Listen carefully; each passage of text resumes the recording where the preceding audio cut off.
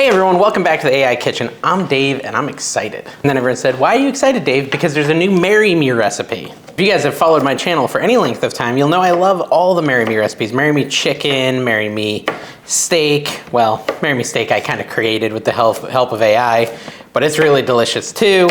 And then I made an elevated Marry Me chicken. I made Marry Me pork, which kind of sucked. So all types of Marry Me recipes on my channel here. Well, I was browsing Instagram the other day and I got recommended a reel, really fast, like 20-second thing, of someone making a Marry Me tortellini. And I was like, yep, gonna have to try that. Because anything Marry Me, I wanna try. I forgot to turn on my camera at the beginning, but now it's on, sorry. So most of this is gonna be done over at the stovetop. I went and I tried to figure out why does this exist. Now I love tortellini and I'll eat it all the time. And with my Marry Me chicken, I literally just made Marry Me chicken for my family 3 nights ago. With the Marry Me chicken, we often will have egg noodles. Those are good. And so I'm like, well, tortellini would be a unique spin on it. Well, I found out that this is actually like the way vegetarians are enjoying Marry Me, the trend of Marry Me. They're doing Marry Me vegetarian tortellini, but the only issue I have, and I think a big part of that is I just don't understand really the difference, is this does have cheese, but maybe I'm thinking vegan. Maybe vegans don't eat cheese and vegetarians do. I think that might be the difference, because this does have cheese. It calls for cheese tortellini. So today we're making a vegetarian-friendly Marry Me recipe called Marry Me tortellini, but I think that's like, you know, tortellini, this is universal. Everyone loves pasta. Well, unless you don't. Comment below if you hate pasta. So we're gonna make this. We're gonna move over to our stovetop. We're gonna make Marry Me tortellini, and I think it's gonna be incredible. Maybe one of my new favorites, so let's get to it. All right, guys, we're over at the stovetop, and I have a heavy-bottomed pan, which I'm not really entirely sure if this is heavy-bottomed. Feels kind of heavy compared to a lot of my other pans. Now, okay, so I will say, this recipe, I did not use AI to make it. It's just literally the current popular recipe when it comes to Marry Me tortellini. And we're gonna do 2 tablespoons of it. Now, in the future, if this is good, we will do an elevated Marry Me tortellini on the channel, where we have AI try to add to it and see if we can improve upon it. So first thing it says to do is add 2 tablespoons of olive oil to a heavy bottomed pan or skillet or whatever. And it sent me down this like rabbit trail because it says brazier, and I had to figure out what that was. Brazier? I don't know. But then I ended up on like La Crusette's page looking at them, like Crusade. Guys, I can't talk, don't make fun of me. I actually do, down in the comments. That helps the channel if we get more comments. So talk some trash and then defend me. Anything to get the comments up, please. But at that pan at La Crusade, so it's on my wish list now. It's like a $380 pan, the big like 3-quart brazier thing. It's very cool. So we add olive oil to the skillet, and then we add a ½ cup of sun-dried tomatoes in their oil. So these are just julienne cut sun-dried tomatoes. I got Bella San Lucie brand, and you throw those in with the other olive oil. We're gonna add 1 teaspoon of just standard Italian seasoning here, and that goes into the same mix like so. Definitely increasing kind of the spice count and things like that. We're gonna add our garlic, because we cut up that garlic. And like I said, we did 6 cloves of minced garlic, and add that as well to the pot. I'm gonna put my heat on like medium high, and then just stir this a little bit and let it heat up. You want the garlic to become fragrant. I think that if this is our starting point for this Marry Me tortellini, we're headed to a positive place in life. I'm excited about it. The recipe wasn't super clear on whether I was supposed to use those like hard tortellini in like the blue boxes that I see everywhere, or this like pre-softened Giovanni Rana stuff. But it was clear about it being cheese tortellini, so it stays vegetarian. So I just got that, a big pack of pre-softened tortellini, which that stuff's good. You could literally just heat that up in some water and eat it with nothing on it and it's gonna be good, so very likely that it's gonna be good all around. I'm filming inside today. I had a lot of foot traffic, so off camera, I already used my grater. I grated some Parmesan cheese, because you're gonna need some Parmesan cheese for this recipe, and fresh is always better. You don't really wanna use, you know, the stuff you shake on things like on your pizza. You wanna actually grate some from scratch. I'm not honestly usually that picky, but Parmesan is like one of the integral and most crucial ingredients in this, so you want to not cheap out on that one ingredient. So this is, you know, bubbling and stuff. Just keep letting that garlic heat up. Guys, I will say, you know, I didn't have time to say it yet. It's important. I'm not a professional cook. But you know what? You don't need to be a professional cook to make a good tasting meal.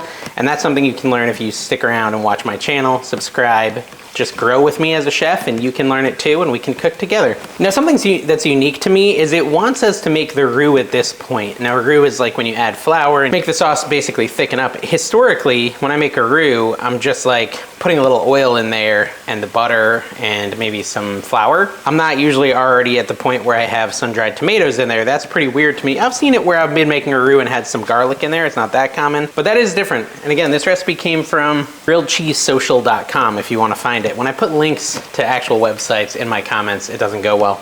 Google gets mad. Google is such a weird sounding word, isn't Google? Sounds like I'm a baby. Google, Google gaga. The dumbest moment of my video so far. All right, so we got that fragrant. Now we're gonna add some flour, and that's gonna make our roux. We want 2 tablespoons of flour. There's tablespoon number 1 and tablespoon number 2.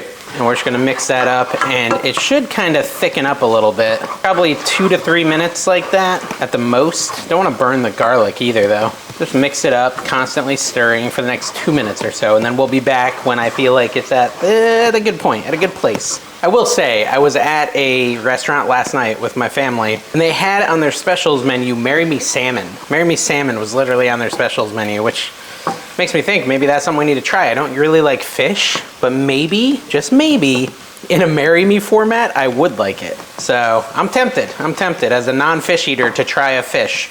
The power of Marry Me. Now, keeping with the theme of vegetarianism, we're gonna use vegetable broth. Now, normally in Marry Me chicken, we use chicken broth, or in the Marry Me steak, I think we use beef broth. This one, we are using vegetable broth. All right, so it's been about 2.5 minutes since I added the flour, so I feel like we probably have a pretty good roux here. It's hard to tell. It's easier to tell if it's just like olive oil and flour, because you can see it browning. Now it's like, I don't know. It's probably good. So we're gonna take 2 cups of vegetable broth and add it to the mix. Cup number 1. Ooh, hear that sizzle? And then cup number 2.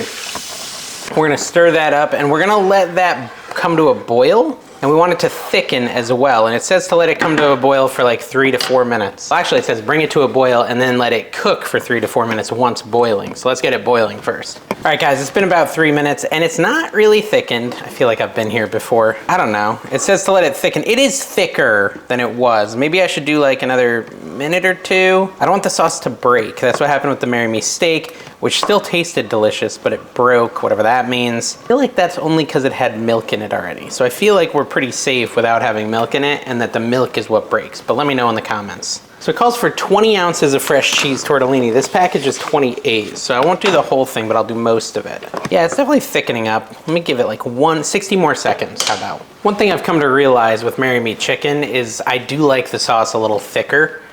And I've made it where it's been not super thick and super thick, and I definitely prefer it a little thicker. So that's just my opinion. Yeah, this is definitely thickening up a little, maybe. Or maybe it's psychosomatic. We're now gonna add, now this has 4 minutes to cook it, but the instructions I'm reading say add the tortellini, then take it off the heat.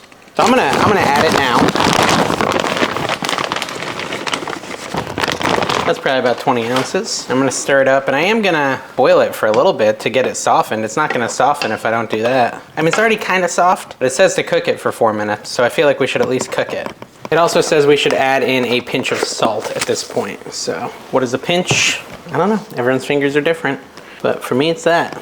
I can already see things I would probably do to this to make it better, but I'm trying to stick to the original for this video. And like I said, if it's good, we're going to try to make it even better. Like, it calls for adding a half a cup of cream soon. I feel like it should get more cream, but I don't know. It's been like 2.5 minutes. This stuff feels pretty soft. I don't know.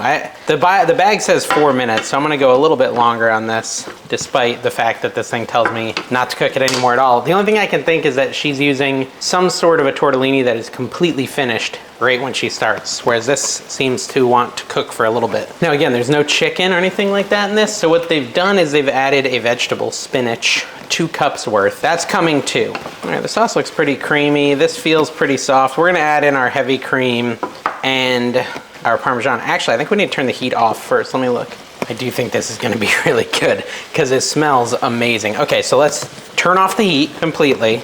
It'll still be hot because it's still sitting on the eye, which still has some heat, although it's probably more so if it's a gas stove. Mine's not. It says to add in our full cup of Parmesan cheese. and a half cup of heavy cream.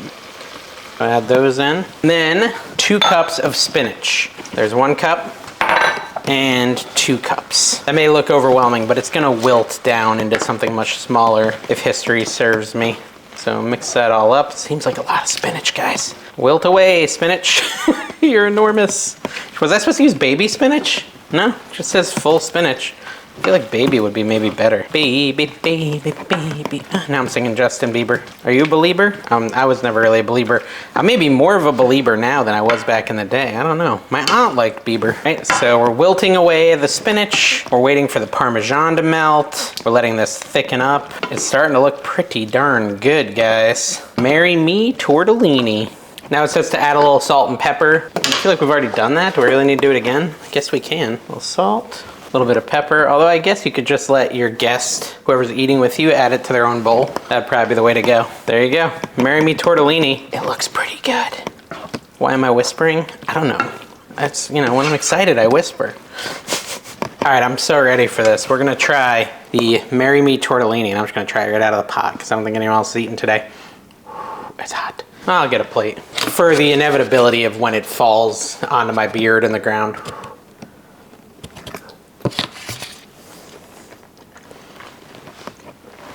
Ooh. Mmm. Wow. That's really good. Huh. That is really good. It's so creamy. It's crazy creamy. Mmm. I need more. Stand by. This is really good, guys. See, I'm whispering again. Wasn't even on purpose. I'm just excited. Awesome. This goes into the record books as one of the excellent Marry Me recipes. It's very, very good. I recommend you try it, especially if you're a vegetarian, but even if you're not, it doesn't matter. It doesn't matter if you're not a vegetarian. This is great as is. Now, what I'll say, I would be interested to try this, and this will break the vegetarian side, with a chicken broth instead of a vegetable broth, because I feel like that would be even better. That's just my theory. But yeah, this is absolutely delicious. Definitely a really easy dinner idea for you and your family next time you're hungry. Try it out. Thanks for stopping by the AI Kitchen. This is an easy one of the easiest ones we've done in a while. Make sure you subscribe, hit the like button, check out all my other Marry Me videos and all the other cooking videos in general. I hope you enjoy them. Bye-bye.